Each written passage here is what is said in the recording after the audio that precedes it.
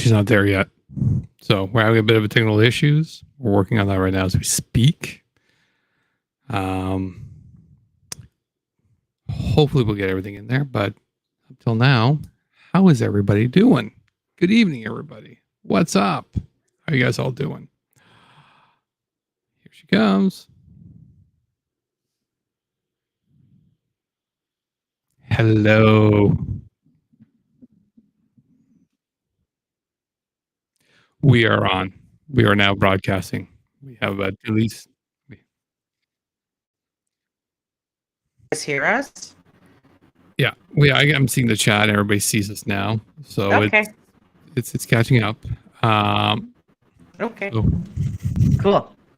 Hi, everyone. yeah, absolutely. So it's gonna have a bit of a problem with Deana's camera. So I'm gonna give everybody some information right now, straight away. Deana's having a bit of internet issues right now. The entire area. I'm on my. No. It came back up. They texted me like 8 minutes ago. I'm on my computer. If it conks out, I'm gonna disappear and I'll come back on my phone. Yeah, sorry, I didn't have a chance to tell you, Joe. We were trying to set up. So, Okay. yeah, the area was down again, and for some reason, I'm the only person who is calling Rogers and telling Rogers that the internet is down. So, if you guys notice your internet doesn't work, don't expect everybody else to call. Just call them. So your internet's still a little bit rough. We're having a little bit of a slow frame rate. Emux is right to give me some warnings that your camera is slow. So it might take a little bit, but you know what? It's fine. You're here. That's the most important part. That's all that matters. I think everybody's just happy to have you here. I'm happy to be here. Oh, we are happy to have you here. I will tell everybody, give me a second here to make sure I get everything in here, because we were just trying to get a little bit of everything in order, because there's a lot of stuff to discuss this week. There's been a thing or two that went on in Ottawa and around. So we're going to try to get through the whole thing. You got the agenda. Yep. Is this better? It's good. It's good. Okay. We can hear you. That's most important. Okay. Sorry, guys. That's okay. So how are you doing, Deana? I'm kind of happy because, for fronts, we're kind of expecting this video quality to be it's just exactly like this, because you know what? We heard rumors that you were supposed to be in jail. Well, I guess I did spend a lot of time at the police station today. I'll talk about that later. But no, I have not gone to jail. I have not been arrested. I have not been charged. None of these things happened. I went to work today like a normal person. It's the first of the month. I work in housing, got the deposit ready. It was just a regular day at work. Yeah. Fair enough. But, good to hear. So we're going to go around the city about some of the activities going around. We're going to get to the more of the reasons as to why Deana has been able to skirt the whole jail thing and what's going on and whatnot. But first, we'll start off with something more recent, which was Monday night, which was Mr. Jordan Peterson here in the city. So, as some of you may have heard, Jordan Peterson was in Ottawa, and I was actually at the CTC building. I was actually there with another content creator, Sheep King himself, as a favor to him, and as I support him. And if you guys want to, you should actually go check him out. He's a very good left-wing progressive supporter, and he was there to go interview people in very much very good style in regards to trying to find out, like, hey, you're going to go see Jordan Peterson. What's the deal? He asked a lot of questions, and I do believe you should go see and see as soon as he gets the content out, because regardless of your opinion and so on and so forth, we both fucking froze our asses off to get you that goddamn content. Holy shit. Amongst everything else, holy shit, it was cold. It's so anytime you go to a hockey game or any concert in the winter, you have to know that it's like the tundra there and the wind is fierce. I don't know what it is about Canada. Yeah, I believe you. I remember when I used to go to the hockey games and if there was a concert or whatever. Freezing. Yeah. Freezing. And not to mock Sheep King too much and whatnot. So between the two of us, I felt I was better equipped. You've seen what I usually wear. You know, my coat's pretty warm. I got some good mitts on. I've got a hat. I'm at the age where I don't give a shit how I look as long as I'm warm. That's where I care about. That's where I'm at in life too. Exactly. So I was pretty good, but my toes got frozen and my hands were getting a little bit dicey. But my feet was actually the surprising one that got frozen, which was for me it was kind of a surprise. I'm like, all right, that's my next challenge for cold weather. He, I say with love, showed up as a millennial from Toronto. Aww, that's all I will say. Right. Yeah, Toronto is nothing like Ottawa. True. Yeah. So he was not well dressed, I will say, but it was a huge challenge, and he was a huge trooper. And we were there for a couple of hours, and we rushed back to the hotel. And the first thing we did before we even decided to go on food was just like, anything that's still frozen, let's first thaw. We talked it out, discussed it. So he will have some great footage in regards, because and I can't show any of his footage because to me it's his footage to assemble, get ready, and then disseminate. Let's talk more about the crybabies. Did people cry? Oh, absolutely. It's were there like fanboys there crying, and like the girls did at the New Kids on the Block concert? Was it like, Jordan? So it was kind of a surprise, and I want to back up Sheep King in this because we had a long conversation, and what he said was pretty much the same thing as what I was saying too, which was there was a fair amount of crowd. There was not as much as what they were kind of touting. And even to accent a little bit of what Sheep King was saying in regards to there wasn't as much crowd, it did fill up a little bit more later where they got some more lines. But I was watching the doors and I was watching everything, and from my vantage point, it was a little easier for me to sort of observe what was going on because he was interviewing and I was able to monitor the camera and monitor the crowds and everything else was going on. Yeah.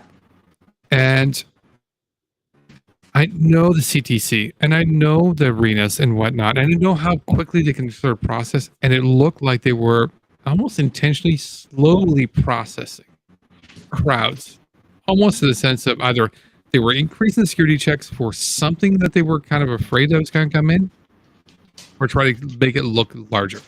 Now, Jordan Peterson was probably afraid for his life. He thought he thought he was bigger than he was, right? Like, how many seats did he think he was going to sell at $1,000 a ticket? Well, I mean, how many seats? It wouldn't be more than that availability right there.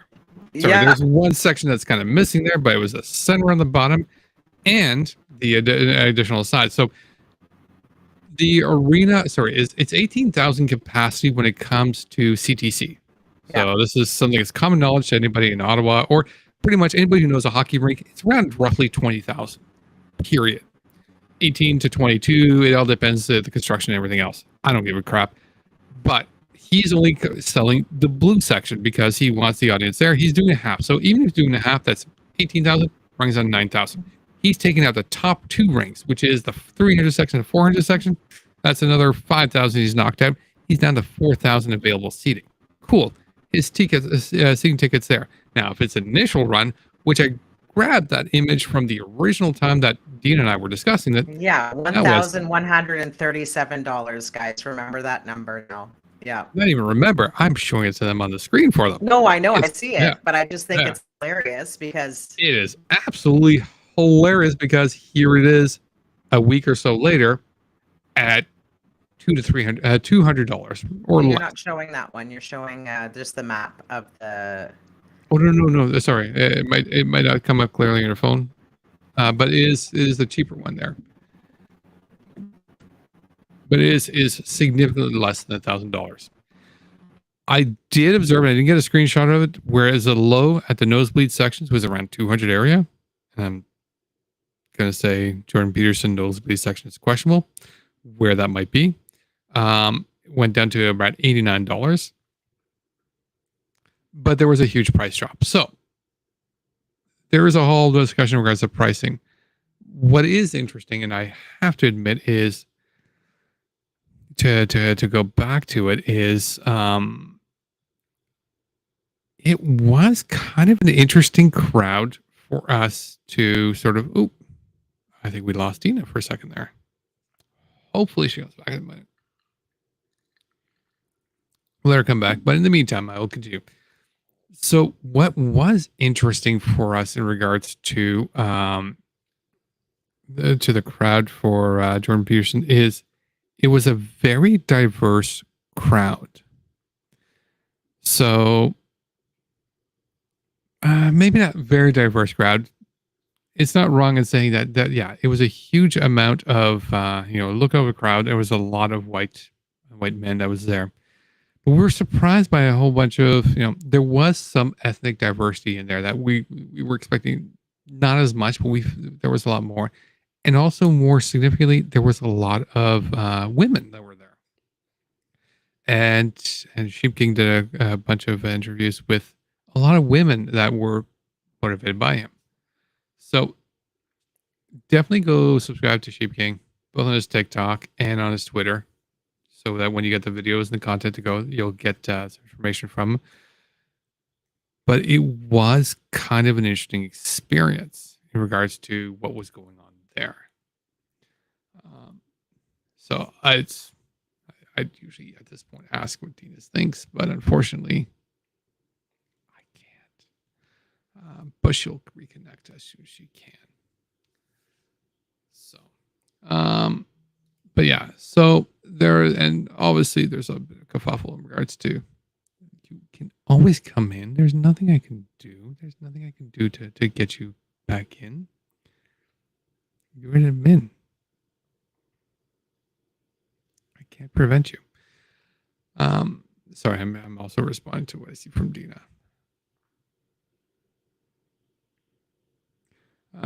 Aside from that, yeah. So that's it. Is like I said, it was an interesting experience. It was good.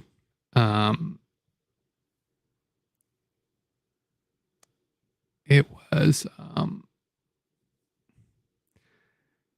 was definitely an interesting thing to see in regards to an audience. And again, it was one of those things I found very, very surprising in regards to the diversity. Is I think the best way I can sort of describe it.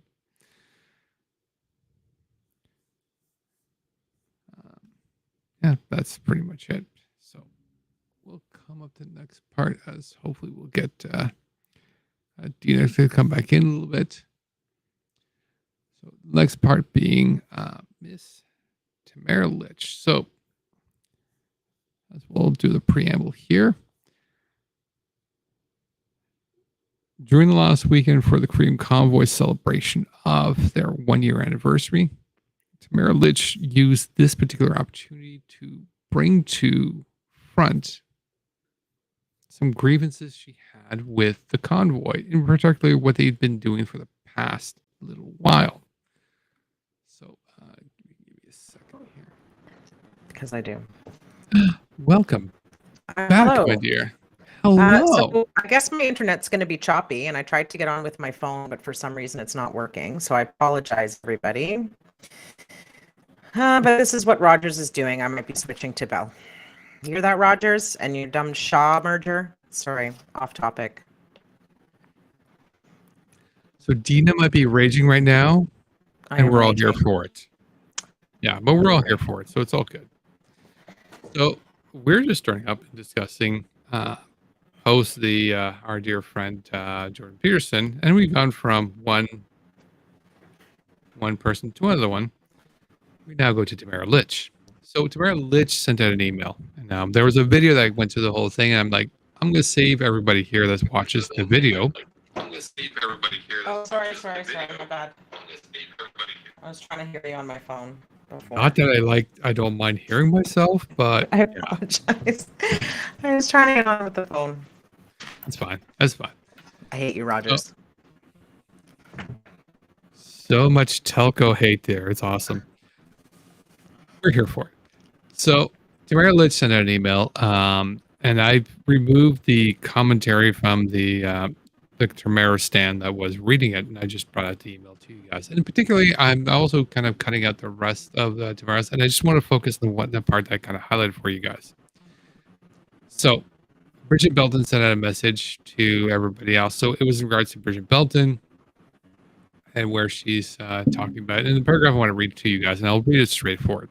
So Bridget, unfortunately, over the past few months, there has been a significant increase by my former friends and organizers within the group who are on a campaign to spread hatred, division, defamation, and slander. People I once considered friends, family, and allies have chosen to engage in abusive behavior against us, their fellow teammates, our legal counsel, and supporters.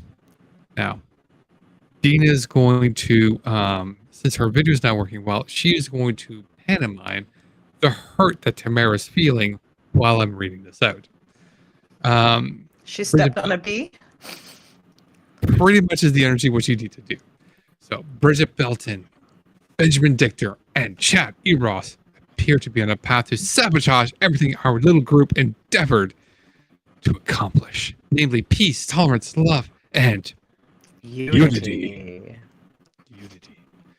Ms. Belton accused me of lying, of stealing, of staging my own arrest, and even of murdering her husband's aunt, who passed away after getting vaccinated. I will admit. The drama. The drama. The drama was too much for Deana's internet connection. There she is. All right, cool. She's back in a second. Mr. Dichter and Mr. Eros continue to slander and defame Keith Wilson, Eva Chupik, and Tom Morazzo with wild and baseless accusations. I reached out to Mr. Dichter a year ago for help because I trusted him. For the past few months, he used my name, my picture, and our friendship to push his narrative, and has done so without my permission, and disturbingly at a time when I was unable to speak out about my situation. I do not and will never condone treating others such as he has been treating people I care about. He has defamed those closest to me, and everything I have seen him say in the last few months have been complete fabrications of the truth. The pain. Yeah, the pain. The pain. Nobody feels bad for any of you guys. Anyway. Yeah. Thoughts? They're continuing to throw her under the bus. They're trying to push their own story. I don't know. We're all here for it. I mean, it's hilarious. And it was funny to see how they were all pretending to be friends at the people's, like the POEC. Mm-hmm. We saw them all throw each other under the bus, but then they're like smiling and taking pictures with each other and just sort of gritting their teeth to get through it because they were really still trying to push that narrative of unity. Yeah. But I mean, they can't hold it too long, so they're just, whatever. I mean, we're hearing all of their sides. Remember, a bunch of us ended up going on a space actually, and tomorrow night they're going to do another space, and it's Benjamin Dichter's on there and Bridget Belton, and they're just completely spilling the tea. It was hilarious, and we missed most of it because it had started at 8:30. Somebody was able to get on for 9:30, and we got on. I don't even remember what time we got on, but it was just the juiciest stuff. It was hilarious, like just nonsense. Absolutely. Nonsense. It is. It's I've got what they called it, the convoy files. It is. So it's cut. So at this point in time, so you're absolutely right. So I do want to point out a particular line in regards to they were friends, and then as soon as POC ended, that's when they should have went done. I'm like, well, because they know that the verdict. I mean, honestly, the verdict's not going to be in anybody's favor. It's not going to be in the police's favor, in my opinion. It's not going to be in the convoy's favor. It's not going to be in the politicians' favor. Like they're just, it was such a debacle, the entire thing. But they don't want to take the blame for Yeah. the, the mess that is going to come out of it, and they're going to be called on it. So they need to start positioning themselves as if it wasn't their fault that all of this stuff fell to pieces. Whose fault is it? So you got Benjamin like yelling at Tom Marazzo, telling him he's a piece of shit, and take his idiot lawyer with him, Keith Wilson. You've got Bridget Belton, ragging on Tamara Leach about how she wants to spend money on a church and things like they promised that all the surplus money was going to go to veterans. Well, that was a big sham. And we heard all the Zellos and Really? things. Yeah, and things are being posted about how people were like, who's going to help me? You guys said you were going to help me. And, I mean, it's not like they weren't getting some help. We know that there was it was organized at the Convoy, Coventry Road. There was, places where they could go to get meals and stuff like that. So certain things were getting paid for by other people. But at the end of the day, it was more money than they were ever expecting. And so they started, I see this all the time in just like little housing co-ops. Once people start seeing that there's more surplus or whatever, they get these grandiose ideas of how the money is going to be spent instead of properly planning and consulting with the membership, which is exactly what the convoy is. And everybody could get behind the fact that veterans were going to be the ones to receive that money. But the minute somebody gets it in their head that they're going to start buying themselves an embassy, come on. Like it was just... Yeah. It's just the greed started to show, and their political angles started to come out, and it was, that was more than that. You're absolutely, yeah. I mean, it's. Sorry, that's my dog. Oh. I think I'm gonna let him out. So you guys, you talk. You go ahead. I can be the one that's talking. That's fine. It's very much one of those. Trying to see if I can get myself sort of decenter here. So very much I'm gonna go back here. So very much in the sense of, yeah, there's a lot of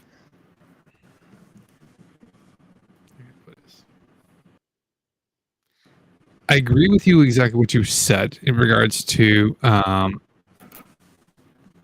there was a lot of greed, there's a lot of money, there's a lot of stuff. But I don't know if it's the greed and the opportunity that turned them to turn against each other, or it's the entire failure system that started to turn them against each other in regards to this thing started falling apart. Yeah. And the fact that everybody wants to be a leader. Yeah. Everybody wants to be the I don't know if they want to be a leader as much as everybody wants to be a hero. Well, I mean, Tamara totally stole Bridget and Chris's thunder. They were the ones who started the whole thing, and then she became like the Barbie face, like Convoy Barbie. Mm-hmm. And all of a sudden she's the hero. Yeah. And how? Like, okay, so she joined in as part of it, but like it was Bridget and Chris who actually, it was Bridget's idea.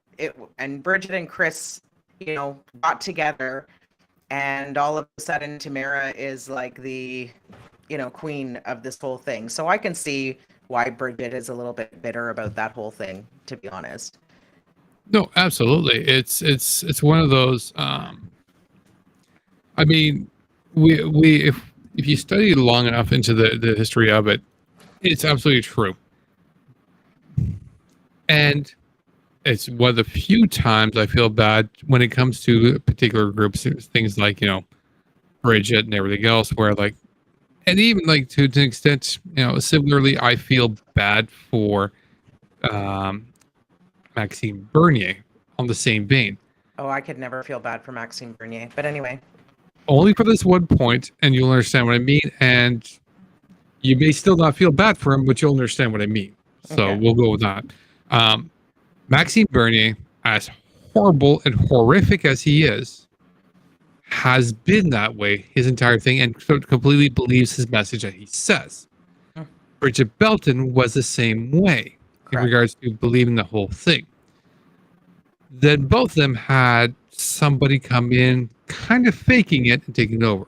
And stealing their thunder, yeah. And Yeah. with a totally different sort of angle to it too, right? So Exactly. So yeah. for Maxine, it would be Pierre Polyev. For Bridget, it would be Tamara Lich. Right. And this is the only kind and of thing Benjamin Dichter. He just wanted to be like, oh, I'm Sure. so good at what is At it? the monies? The money and the promotions. It's what I do. Yep. Blah, blah, blah. Totally agree. I totally agree. So this is, and again, for both these cases, it's the only thing I feel bad for them in regards to, yeah, I feel bad for you for, you're right. You know what, Bridget, I do believe you believed your cause, even though I don't agree with it. I believe that you believe it. And so that I do give you credit for. I actually believe that Bridget was going to give the truckers money so that they could eat and fuel up. And if there was a surplus, I believe that she was going to ensure that the money was going to go to the veterans and whatever. There was a second cause. I don't remember what it was, but I don't particularly like the woman, but I do believe that her objective was clear and she was pushed aside, and somebody with more nefarious ideas on how to run the operation sort of took over. And the fact that the convoy people gave that notoriety to Tamara, and I don't ever remember, and I could be wrong because I didn't watch everything that Tamara was saying, but I really don't ever remember Tamara giving any cred to Bridget, to be honest. It might have happened, but I don't remember Bridget getting any cred from Tamara at all. No. And in fact, you know what? I didn't really know about Bridget. Just to give you an idea of how much of an effect Tamara had. Yeah. I didn't know much about Bridget until after the convoy. Yeah, she was just like, I knew about her during the convoy because I was watching their, their things. And I remember how the news was telling us how the convoy started. So I do remember that, but you're right. A lot of people don't even know who the organizers are still, or so they say. No, absolutely. I mean, I knew some of the organizers. Well, obviously, Pat King was the first one because he was the most controversial. I knew a few of them, and I was at home watching most of the convoy because I was home on sick leave at the time. So I was kind of had time to watch a lot of this convoy activity going on, good and bad. So there was that, but it was kind of one of those. She did come in, she did steal thunder, and I was one of those. And even to this day, I was kind of like, how did she come in and steal thunder? Oh, that's right. Maverick Party. She established a name. But so I totally get the whole sort of infighting and everything basically just, everybody sort of just turning on each other because you're right. Everybody came in this particular group with different intentions. And the minute this thing doesn't turn successful, they're ready to throw each other under the bus. And they totally did. I mean, Marazzo and Victor are going at it. And Lich is sort of like, oh, they're all against me. Thank you. Belton is like going straight after Lich. The only one that has, and here's a funny thing, the only one that really hasn't sort of gone against the other ones has been Pat King. Well, Pat King, everybody went against him. Everybody went against him. Everybody went against him because he was a little bit too much. He's the easy kind of one to go against, but Danny Bulford hasn't been mentioned in any of this either. But Danny Bulford hasn't been as high. Yeah, he was supposed to be in charge of security. Right. Bulford, though, I do not equate him to Razzo, Barber, Lich, King, Belford. I don't put him quite in. I put him close to that level, but not in that level. Yeah. We should But get to the next topic anyway. They're annoying. they're Sorry. annoying. All right. Fine then, if you want to. Give me a second The here. convoy is dead. Is it? Oh, yes. Well, Convoy is dead. that's the only thing I didn't get ready for this whole thing. We don't need to see that. I'm just making a joke. Yeah, I've been busy. I had no, you can't go that way, mister. I had been dry for ideas for my TikToks. I had been silent for a while, and then all of a sudden I just, the creative juices came out. So it was like 3 TikToks in 2 days. So before we get to the next story, I will say, if you're not following Deana on TikTok, you should. The activities from the weekend have unleashed her artistic abilities. There is not only some creative scenes that she has made, there's also a creative dance number she has done. You need to go follow that. It was fun. It looked very fun. The interpretive dance. My cat is trying to tip over my water. Oh. OPP. Okay, there. So this right here already. All right. There's a cat incident. So I will take over this because I need to get the video screens set up for this a little bit better. So I apologize. So this one has to do with the story in regards to. Now, this is something from Luc Lebrun. Luc Lebrun. I'm French. I should be able to pronounce that better. Luc Lebrun from Progressive Media. Progressive Press. In regards to a story I thought was kind of interesting and I wanted to bring up in regards to discussion. So, the Ottawa police received an email from counselors about explosives that were discovered at during the time of the convoy in a hotel. Now, there's all sorts of different things, but first and foremost, in regards to, there was an email saying, hey, there's an email going around and video going around in regards to explosives being found at in a hotel with police officers and other people looking at it. So it's kind of one of those things that's kind of, it's less about the issue and more in regards to the entire scenario, because this came out as an email coming from the city by a city official and was forwarded across to police. And even to this day, Luc Lebrun is still kind of trying to get information about something that should be considered official at this point, because it came from a counselor to the city, to the police officers. What's going on? Why are we not getting more information in regards to this? So as of the last I checked, which was only a couple of hours ago, this is the most he's been able to get information in regards to the story and what's going on. So thoughts on this. Personally, I think this needs to be investigated as to, like, okay, was there a police issue? Was there something? And there was evidence that came about in regards to video evidence, in regards to there was a video like these photos came from. Mm-hmm. Is the reason why this is coming out now is because it was part of evidence in POEC? No, quite the opposite. So what the hell? How did it miss going into the freaking commission? That pisses me right the fuck off. So I might have missed this from the article, but I do know Luc Lebrun pointed out that no, this was not in the POEC evidence at all. This wasn't mentioned, nothing at all. Which is bullshit, because all we keep hearing from the convoyers is there was nothing violent, there was nothing to worry about. And that's like, go ahead. And I don't want to say devil's advocate, because as we started off this whole thing, there's a bit of a skew to this. I'm not trying to play devil's advocate. If there's nothing to this, that's fine.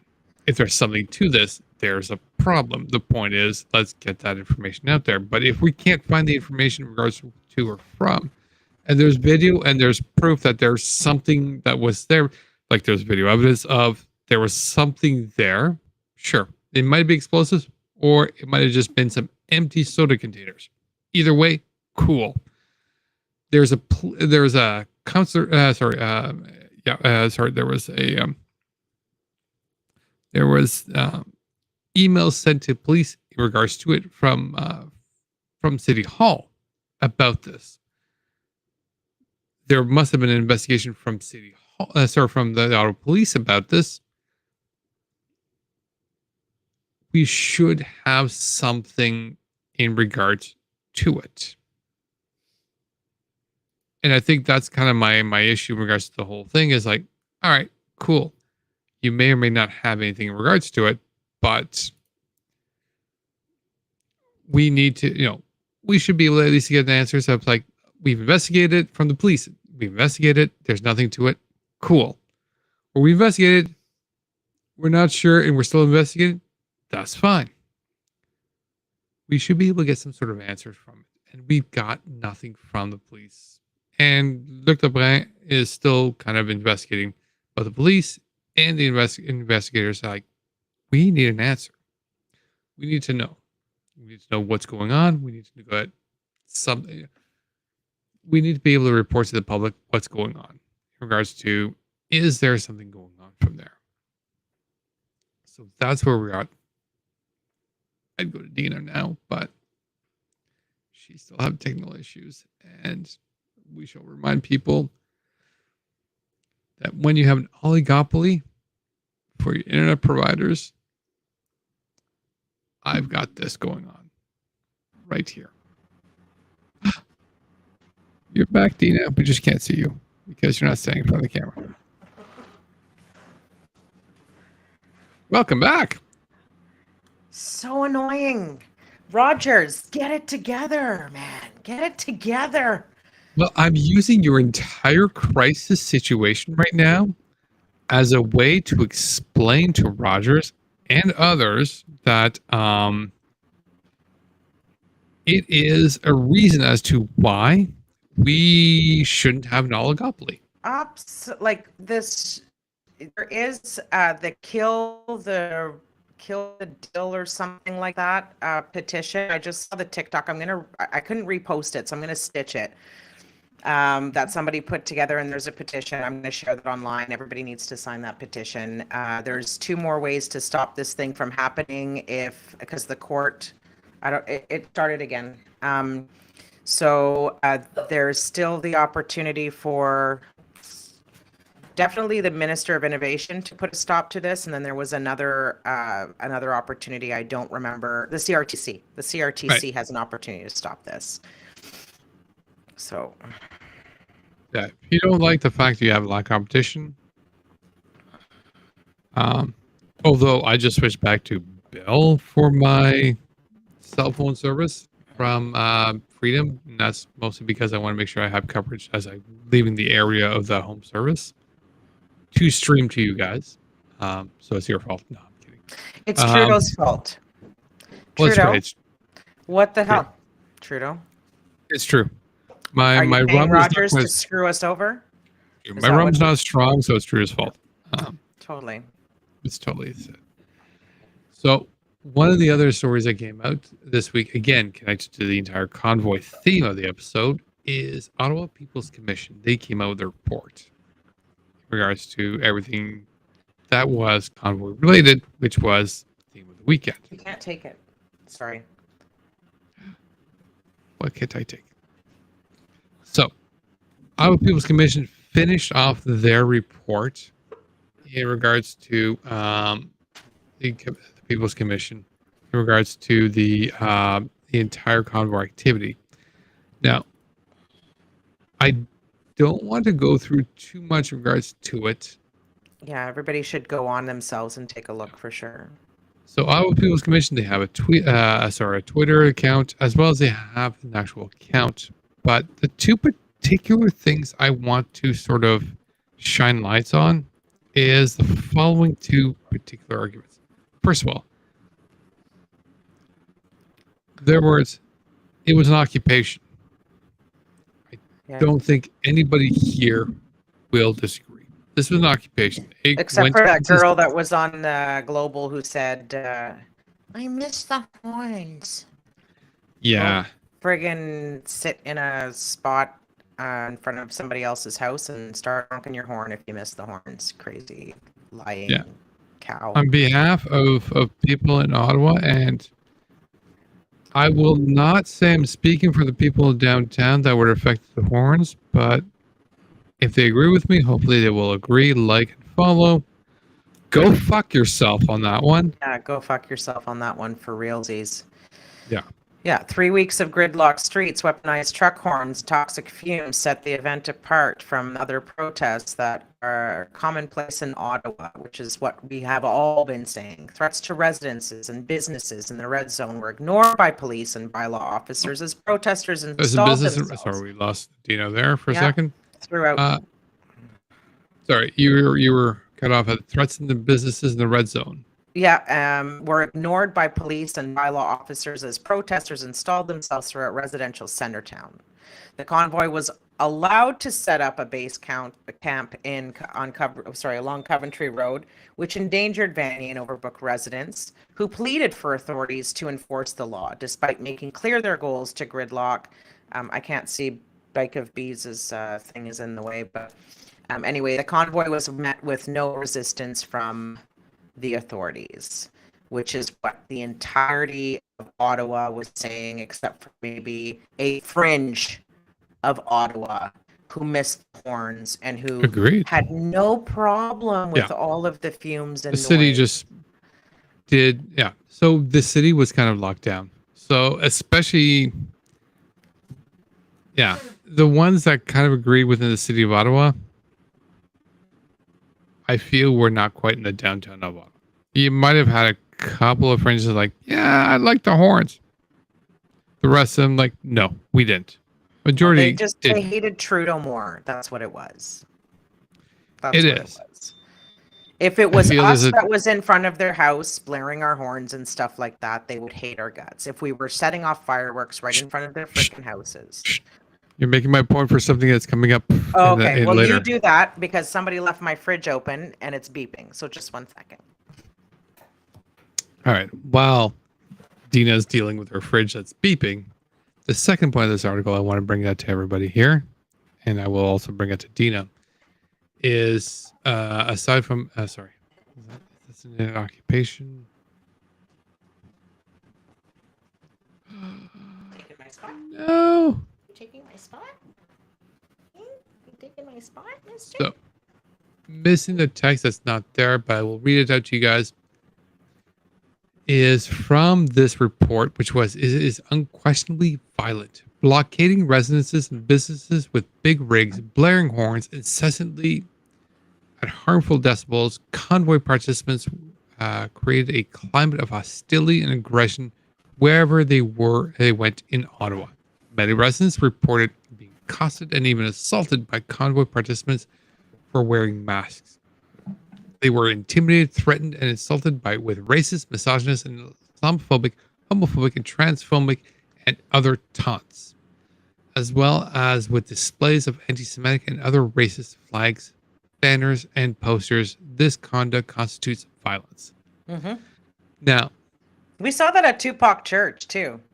We saw the Tupac Church. Like we had those two guys that were walking home, and they're like.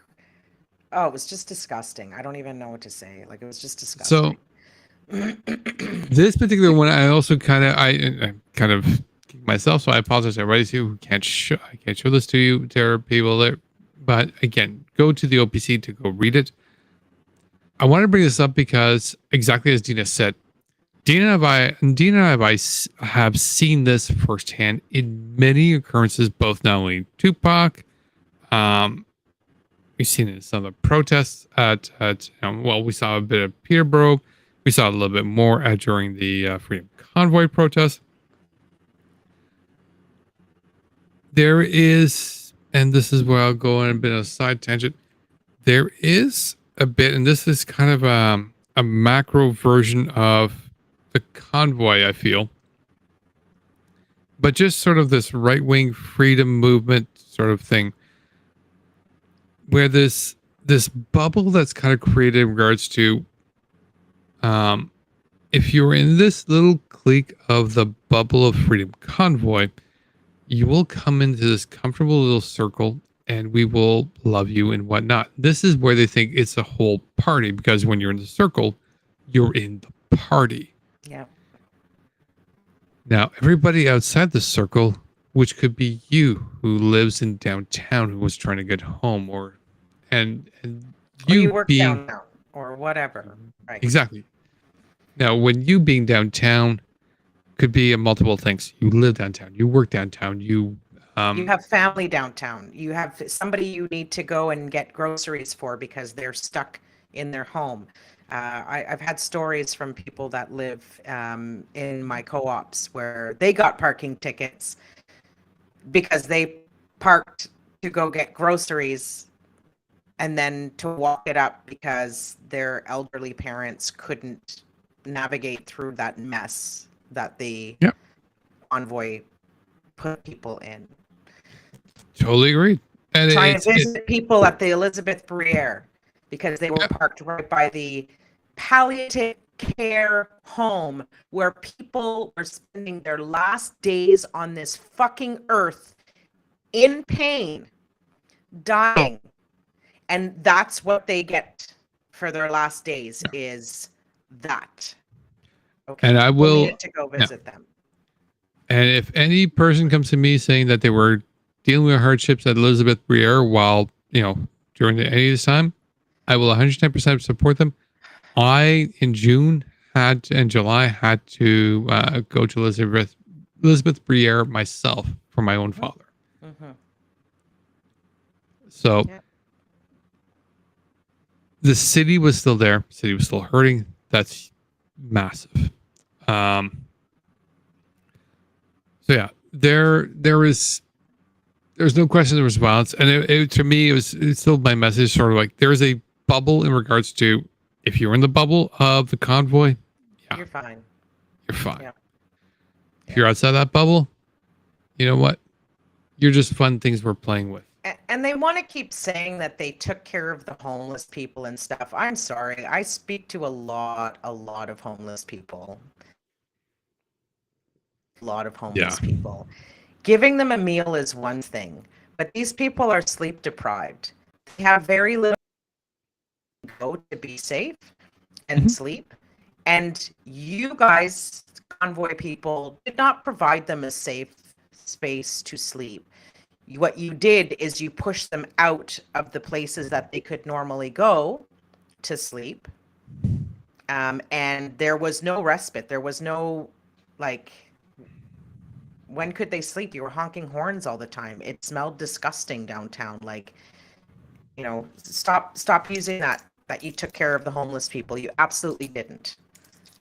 No, many homeless people did come out and say they were not taken care of. No, they weren't. Anyway. So this is all up, building up to the very point of this weekend, which was 1 year anniversary of the convoy. So a lot of things to go through. So we had the 1 year anniversary. This was organized for the 28th to 29th, which was the first 2 days of the convoy being in the city of Ottawa. I just now realized that I should have brought my original tweet I brought up. My first tweet ever that I want to say trended on Twitter, which is the only time I ever thought was huge, was a tweet I sent out at the beginning saying, Convoy just joined Ottawa. Just entered Ottawa. I feel the IQ in my city collectively dropped. Pseudo paraphrasing, most of it's pretty much accurate to the original. And that kind of exploded. Got a lot of support, a lot of likes, huge things. And I also discovered, there's some shitty people on the internet as they're DMing me some horrible things. Oh yeah, I've received those. Those make me laugh. Fuck off. True. Guys. Go ahead, write that shit to me. Fuck off. Agreed, but that was one of my first times I got it. White male, not really that big on Twitter. Yeah. Didn't really get that. So that was kind of my first, in my face, like, oh, Me too. hello. Yeah, Boom. I did my poem, Looks Like You're Free, and that like had like 20,000 views. That was the only, real thing that had happened to me. And then reading the comments that people were sending me, and I was just like, Join the okay. convoy? Oh yeah, they're like, her eyes are so dead. You're an evil bitch, and all this stuff, and I'm laughing because that was the majority of the comments, and I was, but I had a lot of likes. I don't remember what it went up to. I retweeted it recently or whatever, but I laughed. I'm just like, okay, you guys are at the point where you're trying to make looks your, like, you have no point other than you want to say that I don't look as well as you want me to look. I look dead in the eyes. Yeah, I was fucking tired, man. Like, I True. definitely, I was, I didn't do my makeup just so I could do that poem. I wrote it and I spoke it and then I posted it. That was it. Yeah, The but end. we've now seen your dance So video. We're like, we know you could do anyway, better. yeah, my imperfect dance. Yeah, No, but forgot to back use up the to that. Halloween makeup. It's true. But back to that particular point, which is, it's, they came in. It was still kind of rough. Yeah. Anyway, It was. and now they're dead. Yes, Convoys. but So we they're kind went. of, We went on Saturday. we did well, but yeah. So I mean, there's quite a bit in regards to Convoy Reunion. I'm sure everybody wants us to go through. So you know what? We're going to go through the whole thing, and we're going to go from section to section. So the first thing we're going to talk about is, so this is a little bit later in the day, but we're going to talk about somebody from the original group that made an appearance, and that is Mr. That's a good shot. That's a perfectly clear shot of Pat King. Very good. Yes. So again, content providers we appreciate that are progressive and whatnot, we will give absolute love to. So in this particular case, a new one that we've been discovering is I am TikTok scientist. Thank you for the love. I know you've retweeted some of our videos that we made, and Yeah. absolutely there. So I believe that's from his screenshot here. But I do have a video of his I will bring up for us in a moment here. So Pat King did kind of show up, and kind of show up means he did show up, mostly in the sense of, I believe this, he showed up on the cell phone of It was what's her face from the pastor's wife or whatever name. What is her yes. the hell's her name again? Whatever. Somebody's gonna chat it. Yes. Melissa McKee. Yeah. Yes, Melissa McKee. So let's see if I can bring it up here. Bring her up here.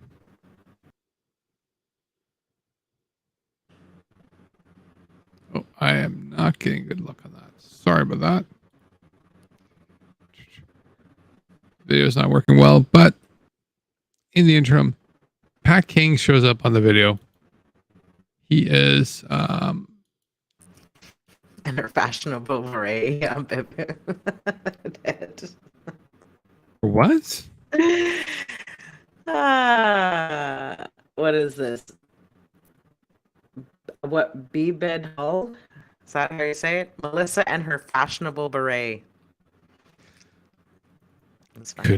Could be. All right, let's see here. No, the video's not playing, so I apologize here. Okay, well, it doesn't. So the video pretty much shows, and one of the things I wanted to see if I can point out. Oh, sorry, I think we lost Deana there. So if you go and take a look at the video, aside from the fact that Pat King's there and questionably violating possible court orders, and I'm not going to comment too much on it because that's what lawyers and judges could take care of. Smarter people than me in that particular regards. I also kind of want to point out Monsieur Venn, someone both Dean and I are a little familiar with. Oh, this guy thinks that I am super powerful. I know. According to him, you're like friggin' Hera. The evilest woman in the world. I'm the worst person ever, and I'm the reason why that church does not exist anymore and why it's the way it still is. God damn it, woman. How have you not snapped your fingers and made us both rich? I've got the power. I know you have the power. Why are we not both rich with the snap of your finger? Come on, let's make it happen. Because, I'm just going to exploit your power for myself. Because why not? No, absolutely. So Monsieur Venn has. I'm going to be the reason why Pierre Polyev doesn't win. I'm okay with that. I'm sorry. Chat, are you okay with Pierre Polyev not winning because of Deana? You can stop blaming Trudeau now. In general? You need to start blaming me. Take your, regardless of your pick. Yeah. So, yeah, Matt is, he is how do I want to word this? He's a devout acolyte of Pat King, as the commentary of the video did mention. He will follow him through and through. And he will also blame everything but what the reasons were as the fall for something, as Deana pointed out, in regards to Deana was the reason Tupac failed, not the insufficient funds of the. And I'm paid by the government. I'm on government payroll. Yeah, but you know what? That's no big deal. I've been called. I got video of people calling me out as Trudeau's payroll because of my camera equipment. So fuck that. We only have 25 minutes, so let's not talk about Matt this whole time. I don't give a shit about Matt. He's a fucking idiot. That's true. Well, what do you think about kids? Mega kids. Oh. Yes. We can talk about it really quickly. We don't have to spend too much time. Remember what I said last week? When they show you who they are, believe them. Well, they're already getting arrested, and for the student getting arrested, they keep harping on the fact that their father is a veteran. Well, where the hell is their veteran father to stop these little shits from getting arrested and ruining their lives over the dumbest shit? I'm pretty sure, like I wanted the rules, I couldn't find them, but I'm pretty sure that the whole problem was the fact that their flag was on a hockey stick, and that was against the rules. So quite literally, all they had to do was take the damn flag off the hockey stick, walk the damn hockey stick over to one of their cars, which I'm sure wasn't too far away, throw it in the car, and continue on with your life. But you want to prove a point and think that you look like a hero when you're getting arrested? I mean, they need some adult supervision for that. And all they're doing is getting a Chris Dacey who's crying like a fucking little bitch. That's my flag. I want my flag. Like, holy shit. Is there an adult in the room? Come on. Like, it was the dumbest thing. And I mean, these kids are. Sorry, I think we lost Deana, but to add to that, she asks, is there an adult in the room? And then she mentions Chris Stacey, and the answer to me is no. No, there isn't. My videos are not quite working well, so we do have the still shots, as you saw there, in regards to these what have been affectionately referred to as MAGA kids. So we've seen these guys both back in Peterborough. And if you guys referred back to the original video, you guys can see in Peterborough, these little guys were hiding behind protesters. At one point, I have footage that I was pointing out to people saying these guys are punching counter protesters. Like they're physically violent with them. And they're fine with it. They're absolutely fine with it. They have no problems with it whatsoever. They will be violent with our counter protesters. They will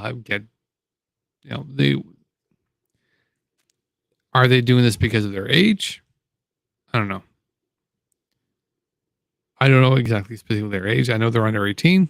I don't want to talk about them too much because that's kind of awkward.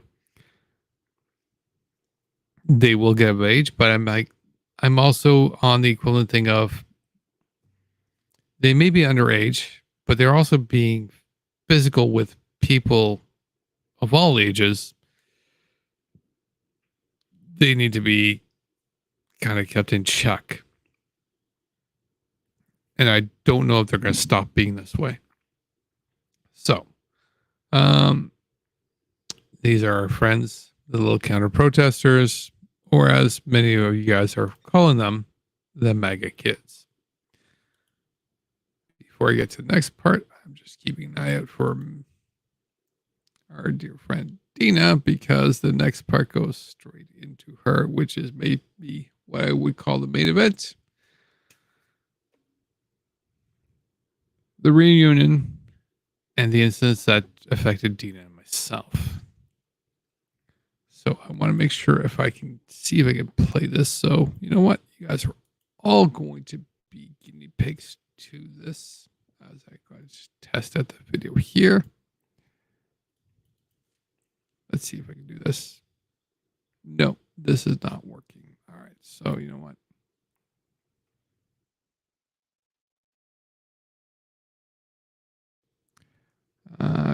Connected. Yep. Welcome back. Hi, just in time. I've been listening to you on my phone. Was it as fascinating as you hoped? Yes. Excellent. So for some reason, the EV Mugs that we all been learning to love is not playing the videos as well as we'd hoped. So are you not able to play the video? Hey. I didn't say that, and I don't agree with that statement. I just need an extra minute. So, you're going to do me a favor and talk about how challenging these kids are. The MAGA kids? And it gives me an extra time. Okay. Minute to prep up the scene. You prep up the scene. Maybe I won't talk about the MAGA kids because we don't have a whole lot of time left. But and I'll just talk about what we're about to pull up. Yeah, that works too. So yeah, we're gonna pull up the first incident with myself and Ocean, and so I guess maybe I'll walk through what we're gonna start off with global. Sure. Yeah. So global actually caught. I mean, you could see with Joe's capture with his cameras that global was there the entire time. They saw the full encounter of the guy stealing Freedom Baby from my back with my daughter at my side. I don't even know he's behind me. I mean, Joe was able to catch the exchange between Carl and that guy, and then the guy pulling up his mask and then coming from behind me while another guy's trying to pick a fight with me. Like, you can hear me say, "Are you trying to start a fight with me?" And he said, "Yeah." So it's interesting that people think that I'm down there right now being the instigator. That guy admitted across from me that he's trying to pick a fight with me. Then you've got Carl, who is convincing this guy who just showed up to go and rip Freedom Baby off of my back with my back turned to him and my child at my side. So he rips that away. And luckily the gentleman beside him said, no, you don't do that. Give it back. And then am I gone or am I still here? No, you're still here. Okay, I'm just looking at the thing. So then he throws it. So I want to film this guy to say, this is the guy who took Freedom Baby. And this is what irks me, is that Global, the footage from Global, first of all, doesn't show the beginning part, which is fine. They can only do these little friggin' clips. But what they didn't even, because of the angle, people think that this guy just merely pushed the phone out of his face, which is not the case. He fully had possession of my phone. And so you can watch that in Joe's video. So I bonked him and got my phone back. Like that was the intention. Like, what the fuck are you doing? Give me back my phone. My phone had already been broken a lot by the encounter with Ocean. I don't need somebody else taking my phone. He just threw Freedom Baby on the ground. Am I supposed to trust him with my phone? Like, you know. Absolutely. Here we go. Been on our case since This is a Global. Were on display. Hey, come here. A counter protester clashed with a member of the Freedom Convoy. Big bunch of whiny babies who threw the time last year in our city. So I want to bring this one up in particular because this one annoyed me. Yeah, it annoyed me too. So I know why it annoyed you, because it annoyed me the same way. And I want to say it annoyed me because exactly as it was, and I bring up Global TV because, you know what? At the end of the video, if many as many of you guys have followed us and watched us, probably watched my version of the video quite a bit. So you guys already seen sort of like, no, here's perspective. I brought you a lot of the entire thing. Here's the video. You make the determination. Particularly in regards to, you can edit in a video to as you saw right there, Global TV. You know, if I only saw that video, I'm like, holy shit, Deana, you're a violent fucking woman. Fucking asshole, Deana. Yeah, exactly. You're a violent woman with a megaphone. Megaphones. Yeah, exactly. They only shot that one because it's the one they had there. But this is something I feel has just been one of those things. Like, I've been at all these events, and now I'm seeing not only from right wing and those that claim not to be right wing filming things to mainstream media coming in and coming in regards to speak, you know, to bring into to say their perspective. And with regards to, as I said, in global media, I'm like, there is work in mainstream media, and I get to spin to make sure the story is hot enough for people to click on, especially in our day and age. But I'm like, you're spinning it to just lie at this point, just for a couple clicks. And I get it. You're going to get the couple clicks. And 9 times out of 10, people are going to get a couple clicks. Their readers like, oh, that's wrong. And they'll forget it by tomorrow. Because that's what the people do. Unfortunately, the people invested in the story because we're part of the story, like Tina, myself, and others. That's just painful to watch. Like, that's just, you twist our story for that. So, you know, showing up to ours, as many of you guys have seen, I bring you this.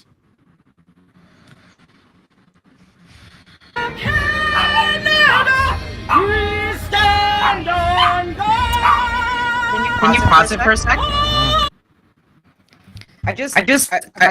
want to walk people through it before it happens. Do you guys hear a reverb, or is it just me? Can you hear me? I can hear you because I turned on my mute because I'm an asshole, and mostly because of my dog. So, okay. I hear an echo. You guys hear an echo?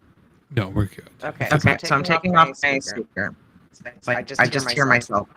over and over. Okay. Okay. We're gonna go what through I want this. you guys to just. Oh, I can't do this. Hold on. What the heck is happening with this? All right. So we're watching the video here. It's coming up. This is us focusing. So I can deconstruct a little bit here. We're coming up in regards to you in the crowd in front of the Parliament. We've passed Centennial Flame, and you're singing "O Canada" because, to be honest with you, and I'm a little bit biased, but no, mostly honest. You're the only one that actually sings on key in the entire crowd. And this is when we start to see Ocean coming in. So for those, you can see the Freedom Baby head right here. Oh, seeing a little bit of audio here. Yeah, we're getting a little bit of audio from you right now. I'm going out. Oh, okay. And we're about to see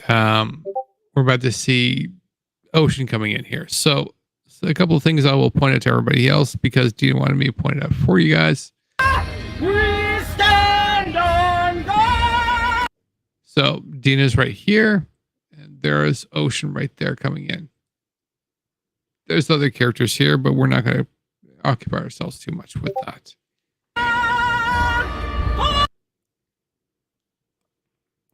There's an interesting discussion we had in a different video further on in the video in regards to police officers as to how close a person can get to you. But apparently 6 inches is still within the range that you're allowed to get within a person as long as you're not touching them. I'm like, okay, fine. Clearly this particular person, Ocean is getting within there.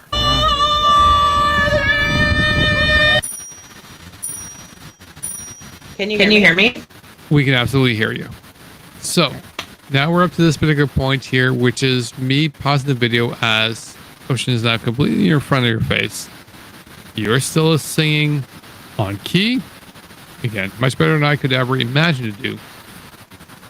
And I wanted to bring up key players that I had within my visual range. So you are there singing forward. Ocean has her phone in front of you. And Daisy, who broke the story about you being violent, is not even paying attention to the story as it's about to occur. There's a little background noise. It feels like you're I don't understand it. Okay, hold on. Let me see if I can fix something. Are you no longer on your phone? Sorry, you're no longer on PC? I am on the PC. And I was having problems. I'm hearing my echo. And I can't handle it. Okay. All right. So, continuing on forward with this, we'll take a look here. I'm gonna try to join. Okay.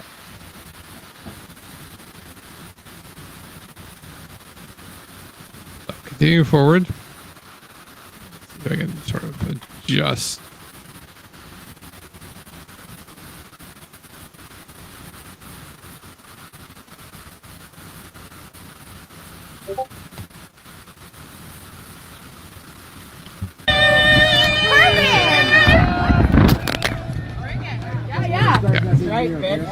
So I do want to remind you right about here.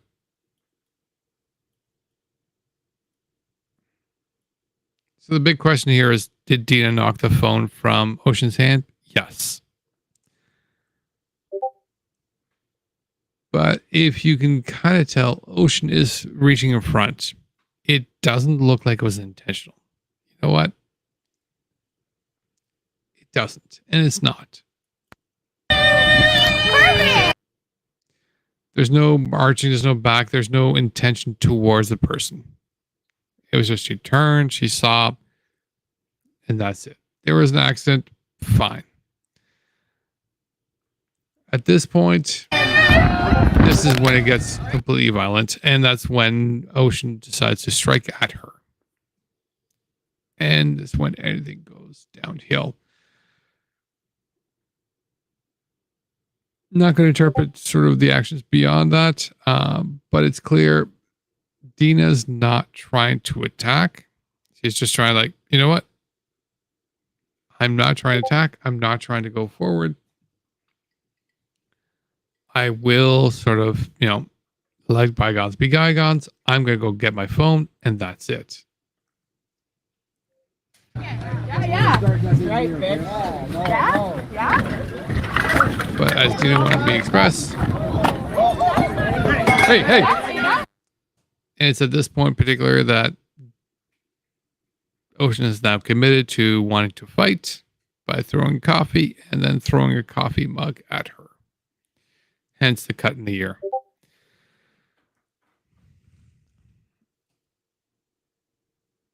We'll wait for Deana to come back to see what she wants to comment on this, but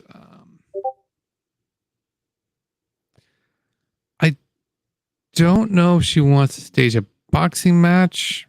It's I don't see her as a formal fighter.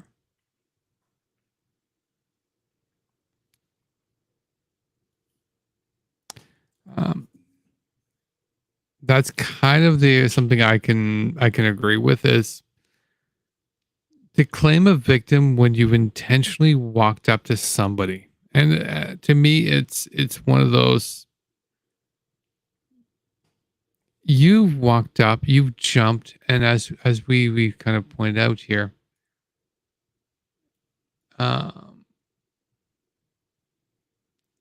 right from this point here,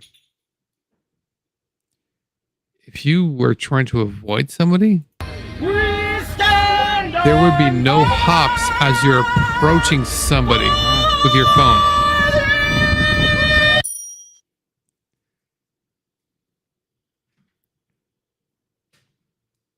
She didn't feel threatened by Deana, vice versa. She was jumping towards her. Kind of weird. So it's one of those. She came up to her. She could have avoided her if she didn't want to deal with her.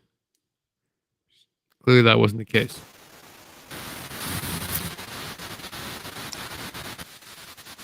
Welcome back, ma'am. Still a bit of background noise, but we'll muddle through it.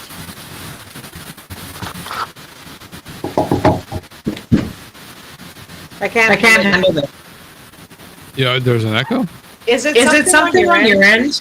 Because it just started happening. Well, I didn't do anything different. Are you off your microphone, the Yeti?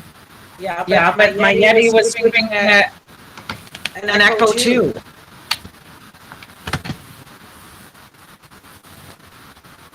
A huge echo. It's a little weird. It's on my end?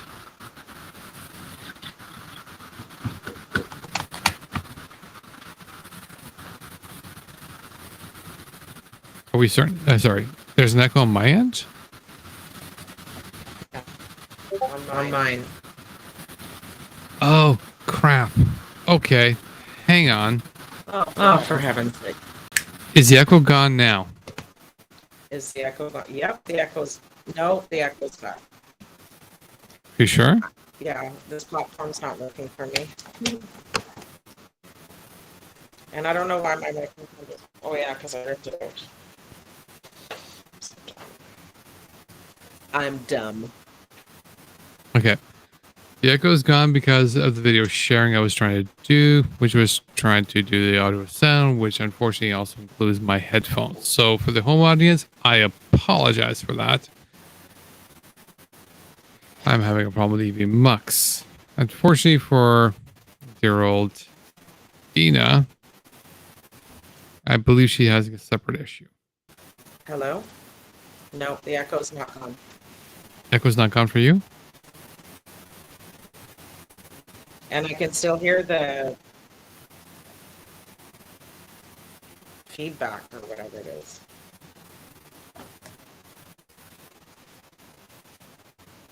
We need to fundraise for Deana Prima Baby's audio.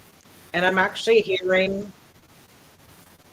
we're delayed 2 minutes. So I'm hearing our conversation, not 2 minutes. I'm hearing our conversation from 10 seconds ago while I'm talking. Do you have your web browser open to our stream on another browser? Possibly. Am I dumb? Let me close that. Is that better? I don't, just one sec.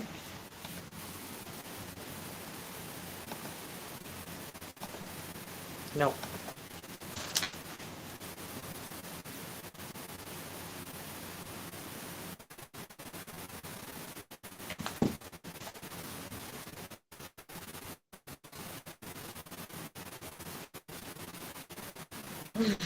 I don't even know what you talked about. I missed the whole thing. All right, so we just went through deconstructing the first part of the video in regards to Daisy, you, and Ocean. Nope. I think we just lost Deana again. All right. She'll be back in a bit.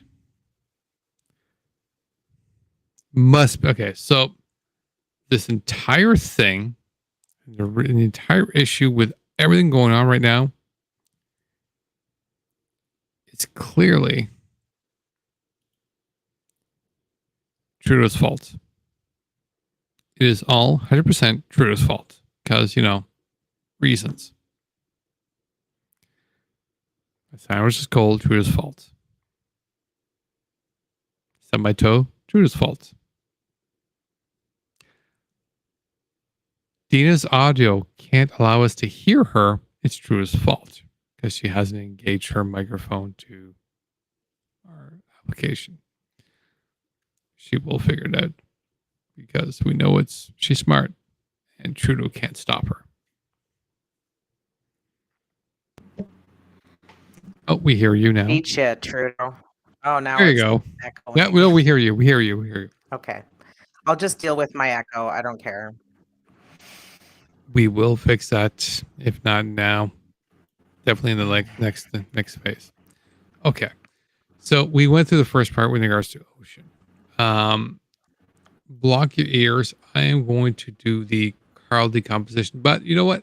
I will share one particular thing, which is more video because I'm like. Did you? I really just want to explain. You showed the beginning part, right? We showed the whole thing, and I even broke down so the things that I parts. really wanted to point out to everybody is that when I turned to the side, my feet were planted.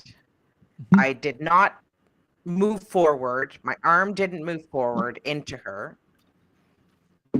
I, in fact, moved back a little bit. You'll see an arch in my backwards. So I had accidentally hit her hand because I didn't know where she was. I was looking straight ahead. I knew she came towards me. I didn't know she was doing that stupid little dance that she was doing when I was singing. So when I turned and I hit her, her reaction was to whack my phone right out of my hand. And there you go. And so she whacks the phone, and my first reaction was to come at her, but then you're gonna see if you play it slowly that I stopped myself, like I was just like, I'm gonna hit you, and then I thought, okay, not happening. And for me, at that point, the situation should have been over because okay, I hit her by accident, who hit my phone. We're done here, we're even. So now I just want to get my phone. And so now I'm going to try to walk around to get my phone. And that wasn't enough for her. She followed me. So whack. Okay. I'm gonna. Okay. You know what? See how I resisted? I'm like, fuck this. I'm gonna go get my phone. My face is to the ground. I'm looking for my phone, and she's pushing into me, and she hits me with the mug and fucking sprays the coffee. So I've got somebody behind me on top of me, pretty much doing this bullshit. One her left arm is like pushing me, elbowing me, hitting me, and the other she throws coffee on me and actually makes contact with the thermos. I don't remember where Daisy turned around. I don't know if you saw that. But Daisy definitely has more video footage than what he showed. So yeah, I turned, not even looking at her, and whacked her to get her off of me. Right? And then she whips me with the freaking thermos. That whole episode didn't have to happen. That whole piece, she should have just fucking been done with it when I turned my back on her to look for my phone. And she carried it out. And then once that lady stepped in front, and I had a moment to see that I can go back to looking for my phone because I couldn't see it. You know why I couldn't see my phone? Because it was wrapped in a flag. A black flag. My black phone was covered in a black flag. So Daisy saying that I'm stealing the flag. I'm fucking looking for my phone. And once my phone flew out of the flag, I picked up my phone. And she was still, if you see the video, when the lady stepped in front of her, still trying to get around the lady. So if you can play it again, Joe, this is what I want you guys to see. Like, give me a break. You're trying to say that I'm initiating hitting her and stuff like that. I hit her by accident. She fucking whacks it. You know what? I'm not going to hit you. Now I'm going to go for my phone. Here she is. Yeah. Trying to get between me and the wagon. Why? What purpose? Hit me. Hit me with the thing. Now I fucking backhand her. Get the fuck off of me. She tries to punch me. I had blocked it. You stopped. Oh yeah, because your video you didn't go all the way. But if Joe had kept going, you're going to see the lady. Actually, you see the Daisy's video. Yeah. The lady steps in front. If they play Daisy's video. Oh, actually, can you rewind and let me see when Daisy started? Did we see that? Do we know when Daisy started turned around? No, it's even my angle, which is pretty wide. I cannot pick up Daisy. Okay, I'm gonna look at Ottawa. Yeah. There's another. So there's Daisy there without the hat, and he kind of disappears over there. Okay. Yeah, and even Ottawa, I did watch Ottawa. He's sort of shows up and with the hat putting on the hat. So yeah. Daisy, as usual, is a very unreliable source of evidence. Yeah, it doesn't matter. I don't care. Daisy can fucking suck a dick. I don't give a shit. But my point is you guys can see my body language. I'm not interested in fighting people. And the history behind Ocean and myself. I have never gone on her Facebook and made any comments to her. She has come onto my Facebook and made comments, and I don't even fucking talk about her. I don't like people make comments about her on my Facebook. I don't fucking talk about her. She's not even. She doesn't take up any space in my mind, except for recently because of this fucking bullshit that's going around. But I have Facebook comment after Facebook comment of her making threats of violence towards me, and very. Oh, I think we just lost Deana there for a second. We shall should get Deana back there in a second. I think I have a bit of a whatnot. We're going to keep the audio off in regards to my screen shares because I know that seems to be causing a little bit of an issue in regards to you guys. So hopefully this might help a little bit. So I think it's as we were saying. I think as we were kind of saying, there was a lot of aggression there. Deana's going to come back and kind of digest a little bit more in regards to the incident, in regards to Ocean. I'm going to show you guys a little bit in the interim as we're getting Deana back connected in here in regards to that particular incident. So there was coffee on her jacket, fair amount of coffee. I'm not a coffee drinker, so I'm not interested in that. But on her front of her jacket, although it was kind of coming in from the left side to the back, even poor Freedom Baby got covered in coffee. Freedom Baby.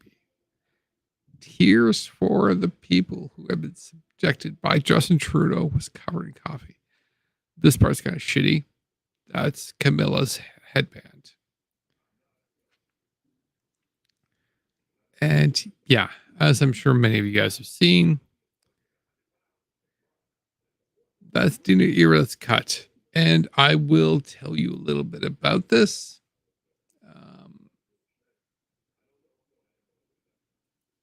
So those both videos happened in regards to the cut. So this is a bit of a crazy story. I'm going to tell you guys about this.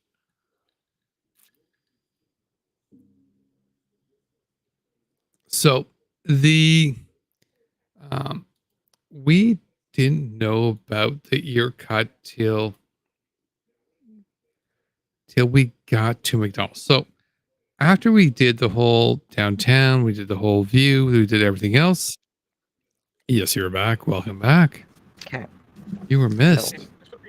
Welcome back. Sorry, just give me 1 second here. I'm just trying to. Okay. Okay. I heard you. I was listening on my phone, so you were talking about the second incident.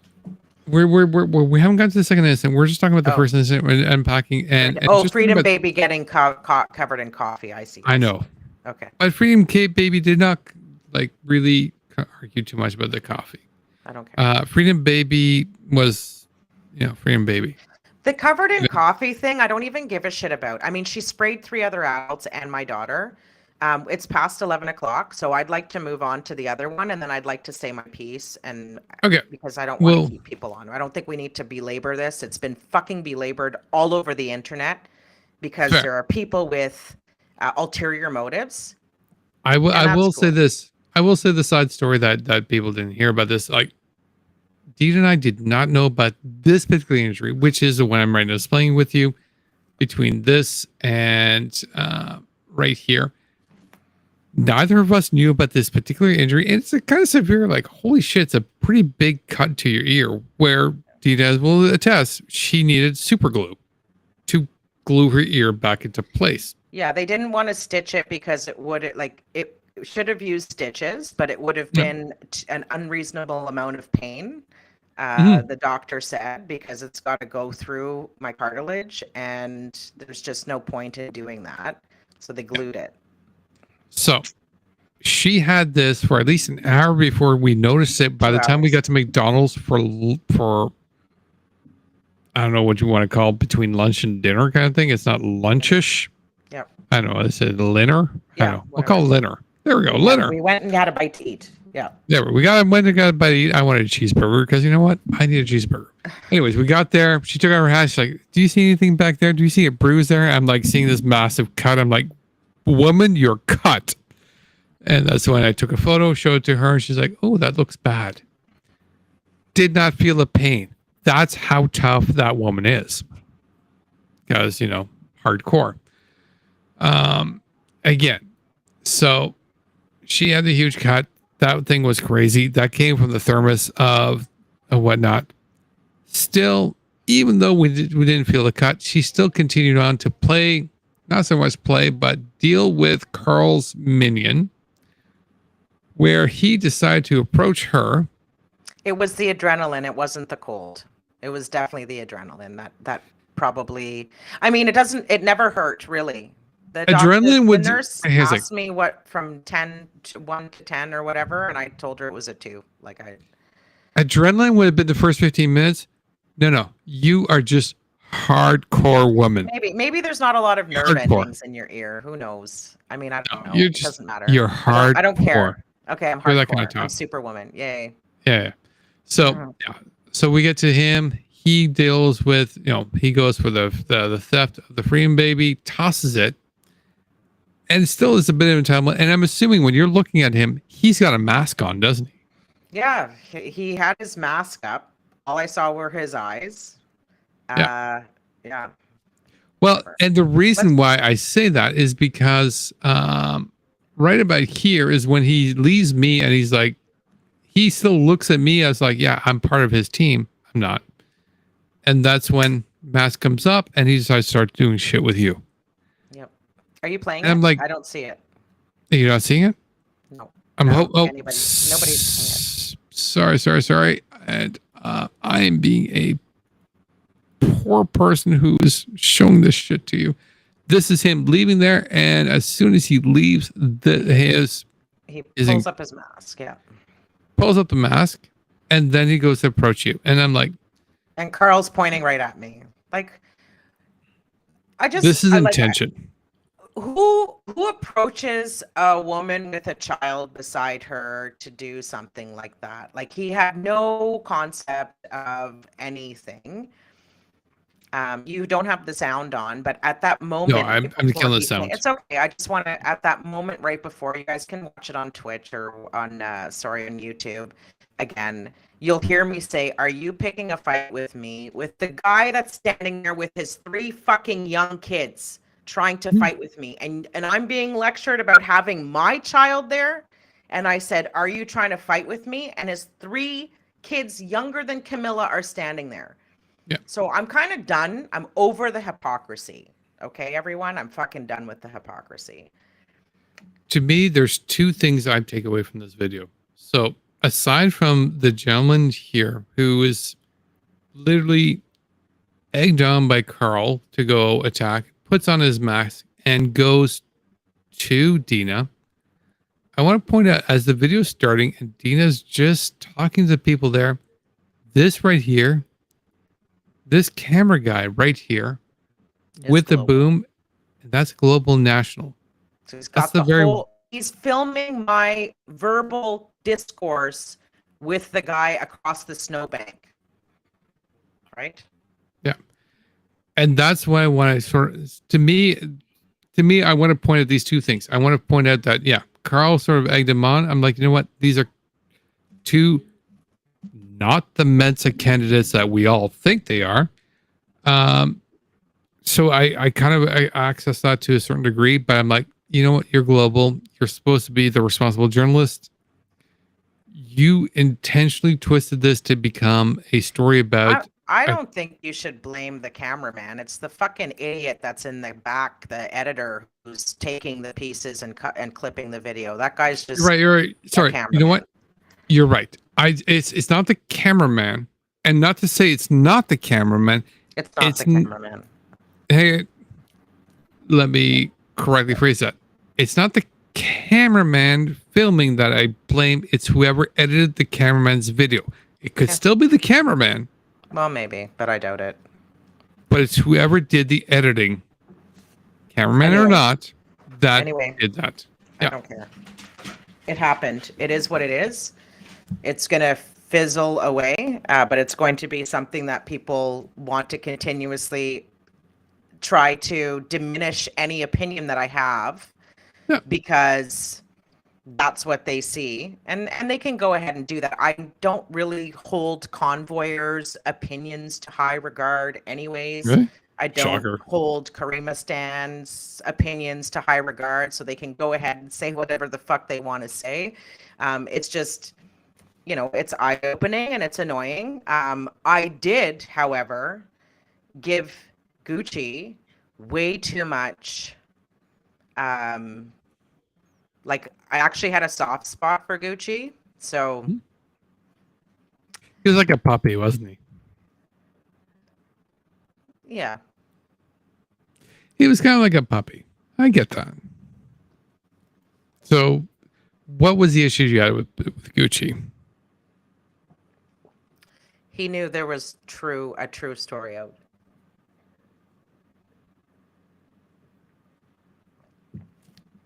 Sorry? He knew there was more footage. He knew there was a truth, but he is pushing a propaganda. So, Benny, cut it out. Anyway, I don't want to dwell on that. No, but it's I think we need to dwell a little bit on it, if anything, to give me a little bit of time, and B, because that's overt. But B is also, I think, a little bit important in regards to, I think a lot of the people following us understand that, but it's still, we see that in regards to what we saw with the global news, we see that in regards to right wing. I think it's important for us to kind of bring up the whole fact in regards to no, media's. I'm not going to say we're not without the ability to bring bias. We are. We're going to bring bias in regards to the message we're trying to sell. In our case, it's a right wing bias. Not going to lie. No. All right. Bias is looking at the same footage and coming up with a different conclusion to what you see. Bias is not taking edited footage and pushing a narrative. That's not what bias is. Let's be very fucking clear about what bias is. Bias is having a preconceived notion of what somebody's purpose or motivation is. But when you purposely spread edited video, what you are doing is you are pushing a lie and you are pushing a narrative. That's what bias is. It's not manipulating a situation so that you can get clicks or get followers or whatever. You will never see me put out edited video, even about my worst enemy, so that I can change a story to make people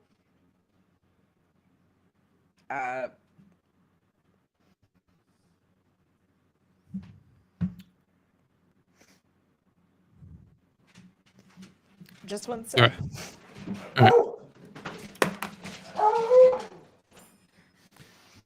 So there might be an animal issue there.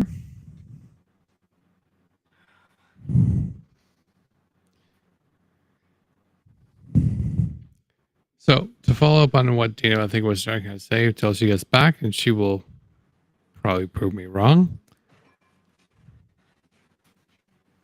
Bias is more in regards to interpreting sort of the message in regards to something like as simple video footage. I view this footage to confirm this versus I view this footage to confirm that. I think what Deana was trying to say is when you're clipping the video to change the message, that's no longer bias. That's trying to construct the message. That is something very, very different between the two. I can't disagree with that. She's not wrong. Constructing a message in one regards to constructing a message. I'm still smoking. Sorry about that, guys. I honestly thought I was okay with it, but clearly I'm not totally okay with it. So go ahead, Joe. Finish what you were saying. There's one last thought that I want to share with everybody after. I was pretty close to the thought there, but I was kind of saying but my reflection was, and I think I was speaking for you, and you correct me if I'm wrong. If your message is bias, it is very clearly a message of we're both looking at the same video, and I'm taking we're both taking two different very messages from it, 100%. As opposed to if we're both looking at the same video and I'm changing the editing of the video, that's no longer bias now. Yeah. I would never do that to anybody. I don't care. Yeah. Like, I wouldn't even do it to Pierre Poilievre. I wouldn't do it to Maxime Bernier. I want people to see the truth. I want them to see, what I see. I'm not trying to push a narrative. And I can't believe, like, I know it happens. I'm not fucking, 10 years old anymore. I'm jaded enough. I see that there are people like that out there. I was just holding certain people to a higher regard than that. I expected from Daisy. He doesn't fucking hurt my feelings. I expected it from, all these other people. But I am dumb. Okay. Like, I honestly thought that Gucci was, and it sounds so fucking stupid, but I thought he was different. But he's not. And that really is what that's really what did it for me. And I think for the first 12 hours or 8 hours, I was just really upset and really angry until he made those comments to me in my DM, and so did another person. And I just thought, you know what? I am not a victim. And then I made my little spiel about that. And I don't think I'm a victim. I'm angry that there are lies about me. That is what I'm angry about. I'm not a victim because of it, because I knew that shit would happen. It's just the people who did it is what upset me. I want to share a final thought. You guys are asking how my head is. My head is fine. How my ear is. I just can't sleep on that side because it does hurt when I put pressure on it. I think today would probably be finer than the last couple of days because that's what happens when you have a bruise. Not a big deal. So I went to the police station to file a police report, and I have done that. That happened today. I'm waiting for a detective to call me. I will tell you the only reason, because I would have just let this go. The only reason why I'm doing this is so that a judge can make the determination. Hang a second. Deana, to clarify, you've made a police report. There are 2 incidences involved here. Yeah, I was going to get to that. Yeah. Okay, let's start off with which incident are you making a police report about? The only incident I'm making a police report about is the one between Ocean and I, and I'll tell you why. And I know some, and I actually, if people can stop commenting for a second and just hear what my reasoning is, and also what I expect out of what happens between myself and Ocean in that case. So ignore that. The floor is yours. The difference between Ocean and this guy is that this guy is just some idiot who showed up. I know he did something he shouldn't have done, and I know I was right in my response, but he also apologized, even though it was, half an apology, but he wasn't targeting me specifically. But Ocean has been targeting me. I mean, she's had a hate on for me for a long time. And putting these comments in her DMs, or not DMs, but her Facebook, like whatever, these comment sections about how she's going to punch me in the face and all this stuff. So the next part of what I want to say is what my expectation is. There are 2 things that are going on here. I don't want anything bad to happen to Ocean. I am not a vengeful person. I don't want her to go to jail. I don't want her to, none of those things help people. I am a true believer in rehabilitation. And if I am a true believer in rehabilitation, it's the same thing for Ocean. I don't want bad things to happen to her. I want her to get help, because this is the second part. She is Indigenous. She has gone through a lot. She is hurting. The reason why she is the way she is, in my opinion, the trauma that she suffered because of our shit system and how we treat Indigenous people. I had a lot of information about Ocean, and that's why I don't go after her. When she says shit to me, I throw it back at her. That is true. You watch any of my lives, and she would make comments about my daughter and stuff, and I had information about her family situation, so I'd throw it back, because it's like, don't throw stones from your glass house. So I did respond in kind, because that's what I do with her. And you know what? Maybe it's hypocritical, because a lot of people have gone through certain things to make them who they are. But with Ocean, she's Indigenous.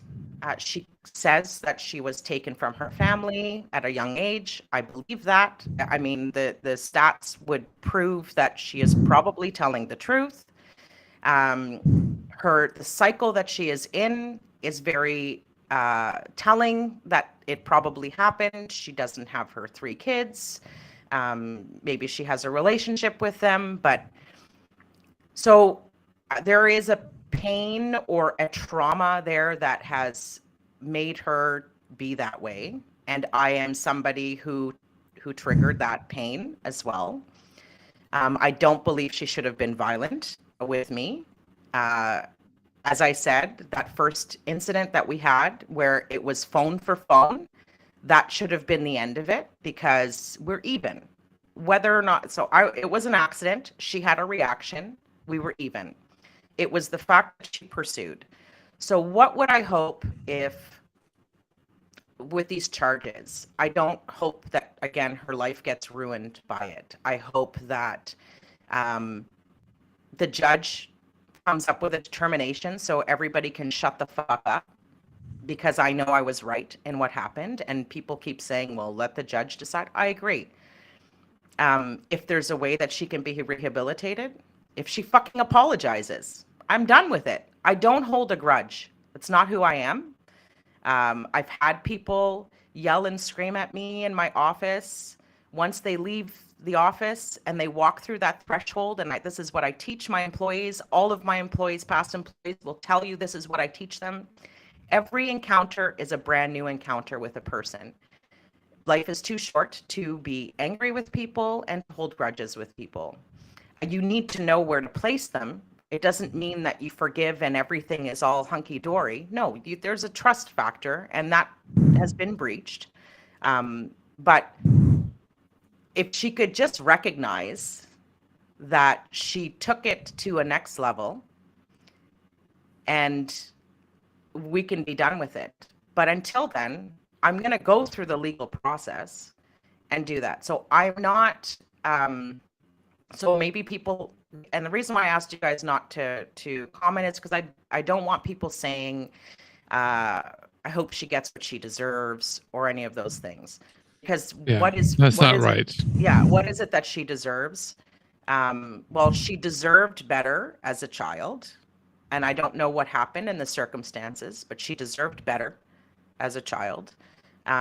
Indigenous people as a whole deserve better from our country, their country, excuse me, I'm sorry, from their country and from the settlers and the colonial bullshit that has oppressed them and continues to oppress them to allow for this to happen. And unfortunately, I feel like she's been colonized, and she doesn't want to admit that she's been colonized. I see it because she's sort of perpetuating that, and I hope she finds healing.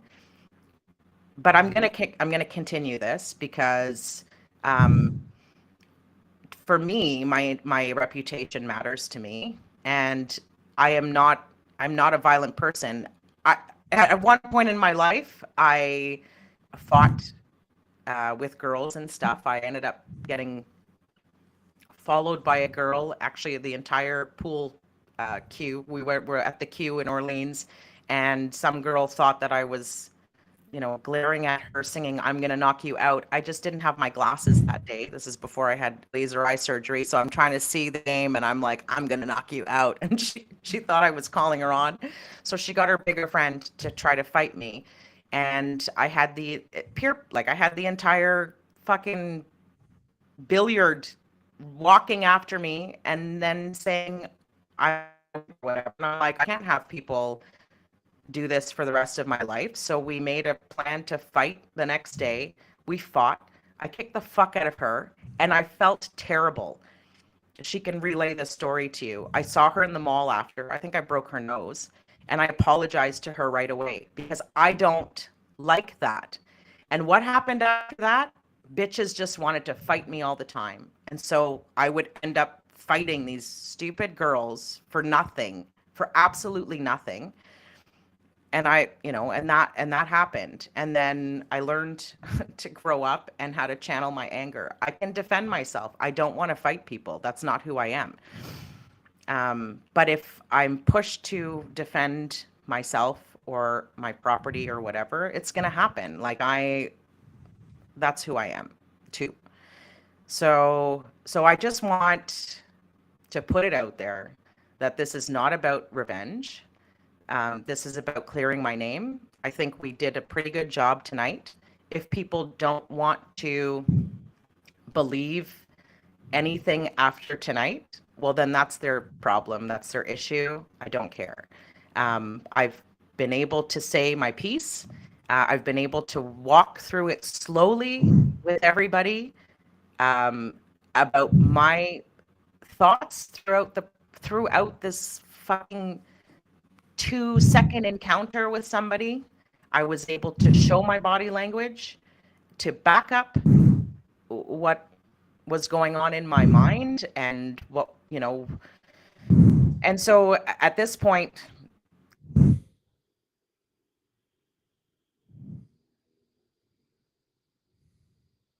Shit, summary just got cut off.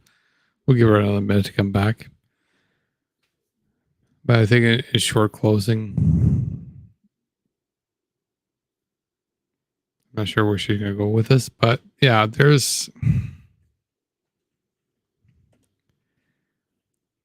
I think it's short for Deana. This was not the goal she wanted. This was not the place she wanted to go to. But she was kind of forced to it. And I think one of the messages we also got from the previous story, as she was saying, is that she had to fight the first colony initially, back in the day, and that didn't give her anything more than force a fight with somebody else. Nobody wants to go here. Nobody wants to deal with this. And in Deana's case, as she says, she does not want to continue this. This is not what she wants to do. We don't want to do this. If anything, and it's something I also been thinking about this collectively. As much as we like to mock and talk about the convoys, they're still people. These people, whether it be, Daisy or Smoothie or Carl or Ocean or anybody else, these are still people. These are real people. And I recognize this in regards to, I feel their opinions and their views are wrong, but these are still people behind there. We do need to kind of view this. I think we kind of need to recognize this. Now, we're coming to 11:35, which is 30 minutes over. So we may not get Deana back in time for this. I will bring us our closing video in regards to this. So before we go, I will bring us a little lighter moment in regards to the Convoy's reunion as it ended. All I'm going to say is Saran wrap. Wait. Okay.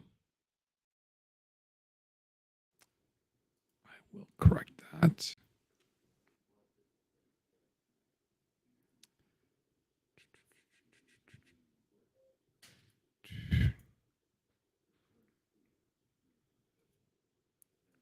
Sorry. So again,